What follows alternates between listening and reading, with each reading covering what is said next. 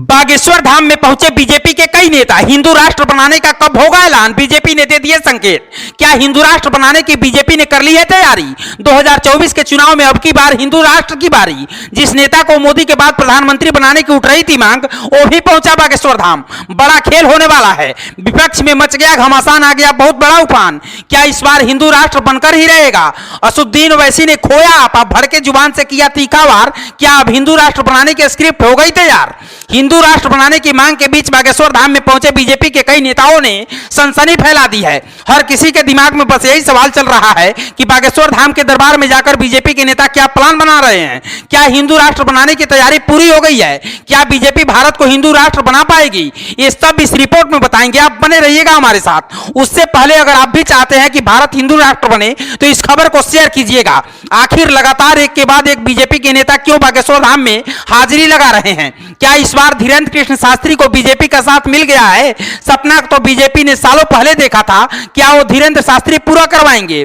क्योंकि कई साल से बीजेपी हिंदू राष्ट्र बनाने की बात कर रही थी, पर खुले तौर पर बीजेपी का कोई नेता इस पर बोलने से बच रहा था। लेकिन जब से पंडित धीरेन्द्र शास्त्री ने हिंदू राष्ट्र बनाने की बात कही, तब से बीजेपी के कई नेता हाजिरी लगा चुके हैं। लेकिन कहते हैं राजनीति में कुछ ऐसे नहीं होता है, इसके पीछे बहुत बड़ी प्लानिंग होती है। मौजूदा समय में नरेंद्र मोदी के बाद प्रधानमंत्री बनाने के लिए किसी नेता की बात की गई तो उसमें नितिन गडकरी का नाम भी शामिल था। गौर से देखिए इस तस्वीर को, इतना बड़ा नेता बाबा के सामने हाथ जोड़कर खड़ा है और उसका आशीर्वाद ले रहा है। अब जरा इस दूसरी तस्वीर को भी देखिए। यह है मध्य प्रदेश के गृह मंत्री नरोत्तम मिश्रा।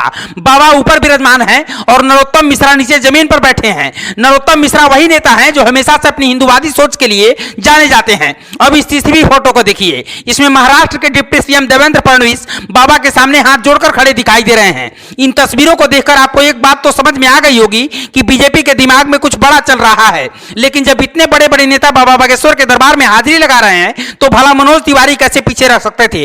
वो भी तपाक से बाबा के दरबार में पहुंच गए और उन्होंने बाबा के समर्थन में कई भजन भी गा दिए। इसी बीच हिंदू राष्ट्र को लेकर मनोज तिवारी ने जो कहा, पंडित धीरेन्द्र कृष्ण शास्त्री के हिंदू राष्ट्र वाले विचार बहुत अच्छे हैं। मतलब साफ है कि खुले तौर पर बीजेपी अभी हिंदू राष्ट्र के मुद्दे पर फ्रंट फुट पर खेलती हुई नहीं दिखाई दे रही है। लेकिन 2024 के पहले कुछ ऐलान किया जा सकता है। इसके पहले योगी आदित्यनाथ भी अखंड भारत की बात कर चुके हैं।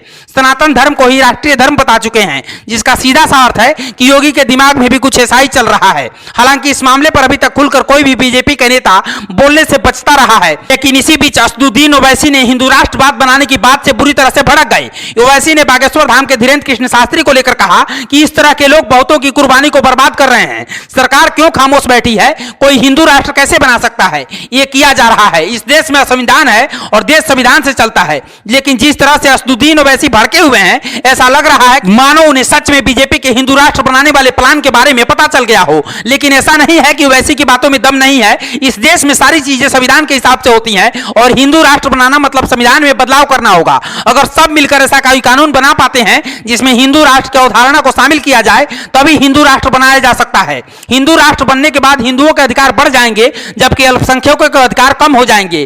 ठीक वैसे ही जैसे मौजूदा समय में पाकिस्तान में कोई भी हिंदू वहां का राष्ट्रपति और प्रधानमंत्री नहीं बन सकता। लेकिन भारत जैसे देश में ऐसा कर पाना बहुत ही कठिन है, क्योंकि संविधान की मूल आत्मा ही लोकतांत्रिक है और धर्मनिरपेक्षता पर टिकी है। हालांकि अभी देखने वाली बात होगी कि क्या भारत कभी हिंदू राष्ट्र बन पाएगा। आपको क्या लगता है? आप अपनी राय हमें कमेंट बॉक्स में जरूर दीजिएगा और इस खबर को शेयर कीजिएगा। ब्यूरो रिपोर्ट, पूर्वांचल समाचार।